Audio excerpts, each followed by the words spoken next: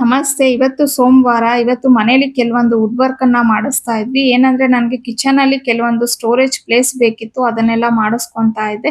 ಇನ್ನ ಸುಮಾರು ಜನ ನನ್ನ ಕೇಳ್ತಾ ಇದ್ರಿ, ನಿಮ್ ಮನೇಲಿ ನೀವು ವುಡ್ ಯೂಸ್ ಮಾಡಿದೀರಾ ಕಿಚನ್‌ಗೆ ಅದರ್ವೈಸ್ ಅಲ್ಯೂಮಿನಿಯಂ ಯೂಸ್ ಮಾಡಿದೀರಾ ಅಂತ ಹೇಳಿ. ನಾವ್ ಯೂಸ್ ಮಾಡಿರೋದೆಲ್ಲ ಆಲ್ಮೋಸ್ಟ್ ಆಲ್ ವುಡ್ಡನ್ನೇ.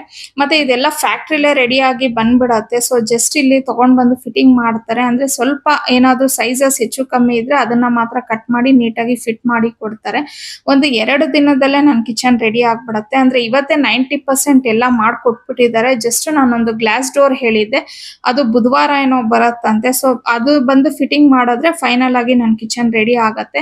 ಮತ್ತೆ ನನ್ ಕಿಚನ್ ಅಲ್ಲಿ ನಾನು ಏನ್ ಚೇಂಜ್ ಮಾಡ್ಸಿದೀನಿ, ಹೊಸದಾಗಿ ಏನು ಮಾಡ್ಸಿದೀನಿ ಅನ್ನೋದನ್ನ ಎಲ್ಲ ನಾನೊಂದು ಕಿಚನ್ ಟೂರ್ ಅಂತ ಹೇಳಿ ನನ್ನ ಯೂಟ್ಯೂಬ್ ಅಲ್ಲಿ ಲಾಂಗ್ ವಿಡಿಯೋನ ಶೇರ್ ಮಾಡ್ಕೊಂತೀನಿ.